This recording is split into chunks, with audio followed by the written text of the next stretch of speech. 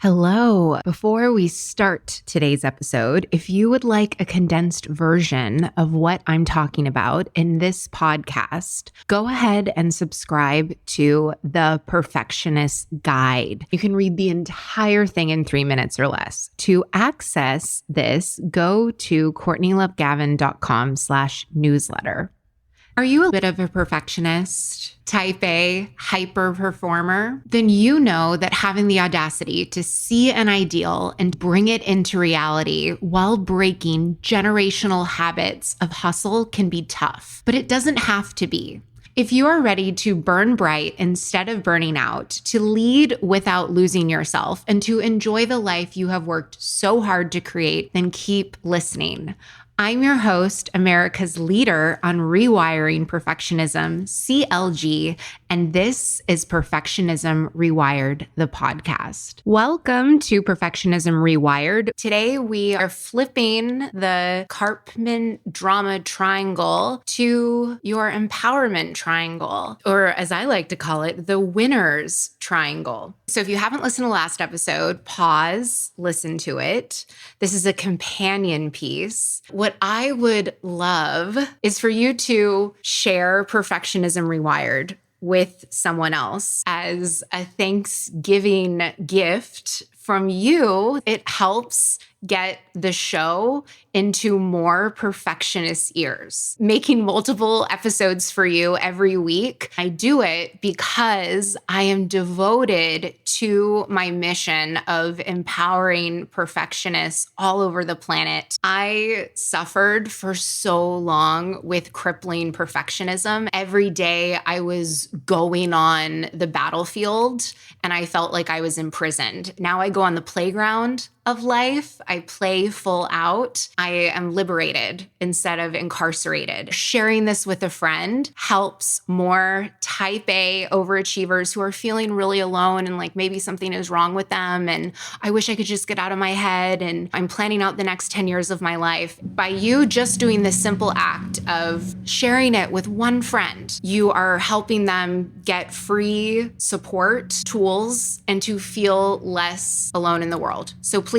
help me help the perfectionist people out there. Thank you. Okay, so with that, let's up our awareness to level 2, the winner's triangle. A great way to tell dancing in the drama triangle is just to ask yourself whether you are wanting approval, control, or security. The rescue ranger hero goes into approval mode. Control is the villain. They're wanting to control. And security is the victim because they think that the safest thing for them to do is to be helpless so someone will come and rescue them. I'm going to get into the key skills and questions to ask yourself to step into the roles of the winner's triangle. You are 60% more likely to remember what I am telling you on the podcast and to actually implement these tools into your life if you draw it out as I'm talking to you.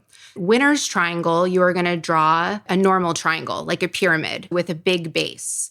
And then at the top of the triangle, you are going to write the word creator.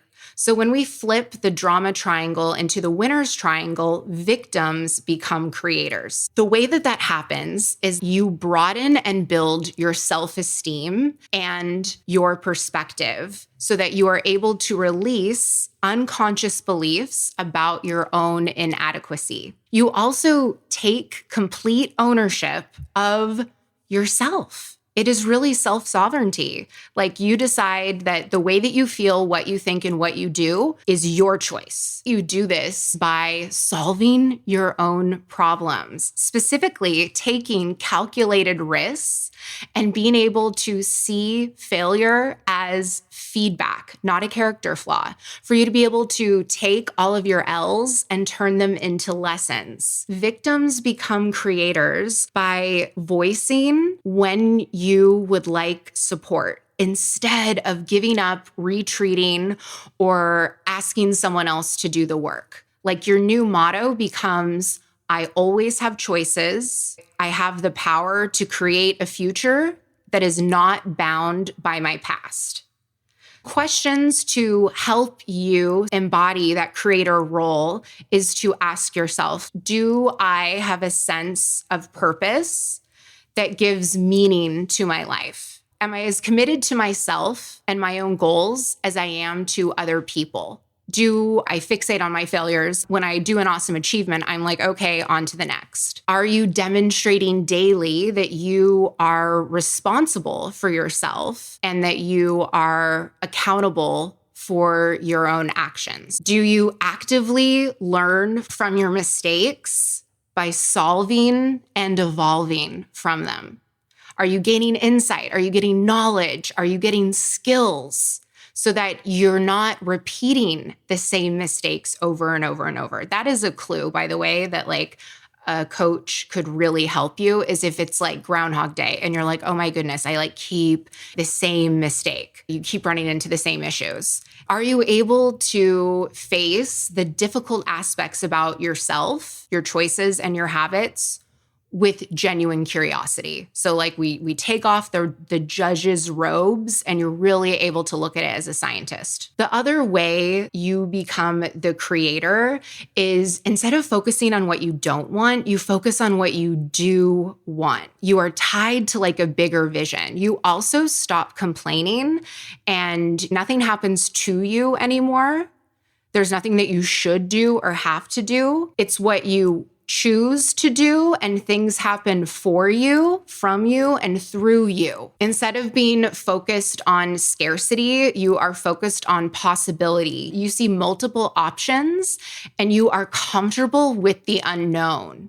Here are some questions to ask yourself when you are up-leveling from victim to creator. What old stories am I telling myself, and how might the opposite be true? If there were no obstacles or infinite time, what might I do? What is the fun here? The next one we're going to go to, bottom left, you want to write the word coach. Instead of being the rescue ranger or the hero, you stop trying to fix things and you become the coach. As a coach, you see everyone as innately creative, resourceful, and whole, and that they are the agents in charge of their own lives.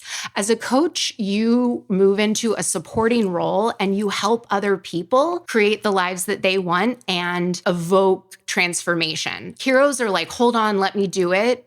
We're coaches, we facilitate, we guide, we let go of, and we encourage. A great question to ask yourself as you are leveling up is, how can I support other people and them taking 100% responsibility?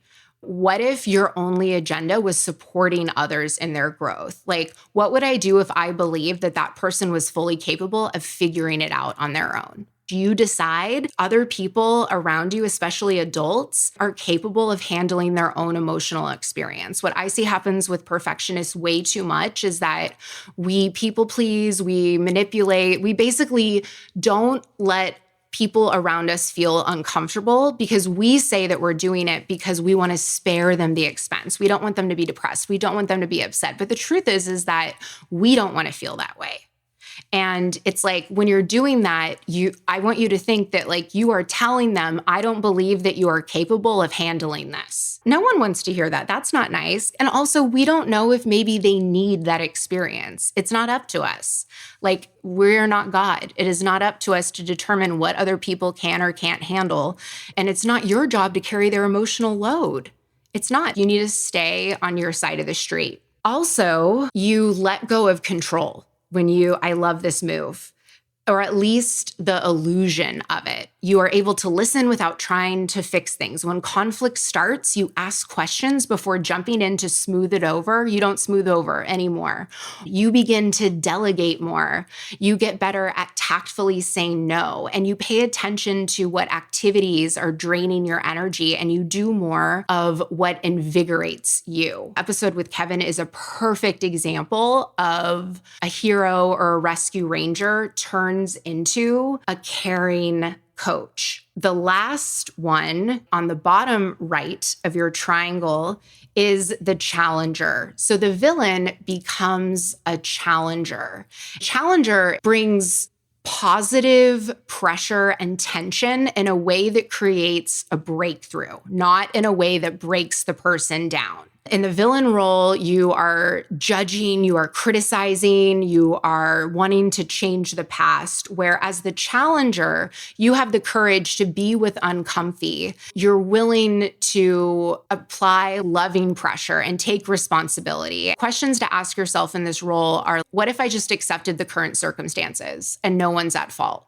Accepting them doesn't mean being apathetic and not changing them. Accepting them means that you are not flushing your energy and time down the toilet. You're just like, okay, this is where it's at, but here's how I'm going to change it. Challengers say, what can I give other people that will open up their possibility? How can you detach yourself from your own personal beliefs and judgment? In coaching, we call this holding space. So I basically take out my personal beliefs and biases. I do a whole exercise. I put them on a shelf before I coach my private one-on-one clients inside Perfectionism Optimized.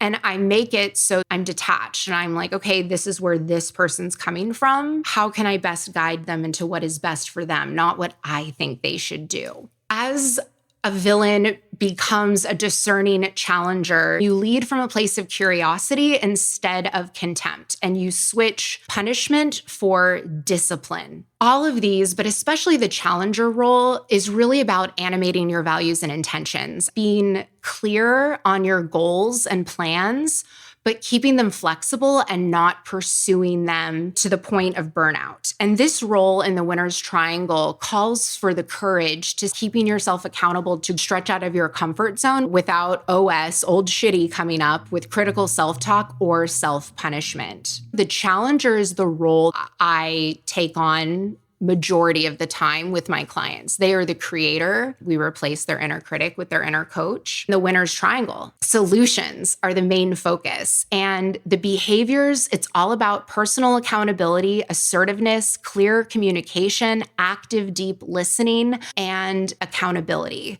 You are driven by a spirit of ownership, willingness, curiosity, openness, purpose, and empowerment. And the power is coming from yourself. It is an inside out approach instead of an outside in approach.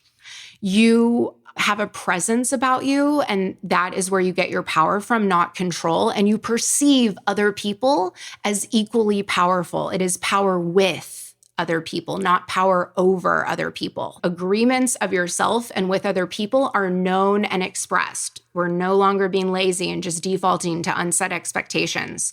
The actions that you do are focused on goals and they're chosen in response, not being reactive and just, well, they did this, so I'm going to do that. And the outcomes that you produce give you momentum and movement towards your growth and learning and resiliency, and you have a lot more satisfying relationship. Listen up. Taking charge of your perfectionism is so much easier than you have been led to believe. Whether you want to stop playing out worst case scenarios in your head or be joyfully present, ambitious again, you don't need more rigid rules, guesswork, or hard work in perfectionism recovery. You need a framework that helps you understand and, most importantly, rewire your perfectionistic habits from the inside out. It starts with my 6-week Perfectionism Rewired Accelerator. Besides the obvious mental health and wellness benefits, rewiring your perfectionism is the fastest way to figure out what's really underneath your perfectionistic patterns. This radically different, proven, proprietary approach helps you succeed by dropping the contempt and judgment that blocks change. Discover how to trust yourself, take control of your world, and feel truly empowered to own your perfectionism instead of being owned by it. Head on over to CourtneyLoveGavin.com/accelerator and start your transformation today. The next episode, I'm going to be digging into another flavor of burnout for perfectionists, overgiving. You're going to want to share the podcast with a friend now so that you can discuss these episodes together after. Take care.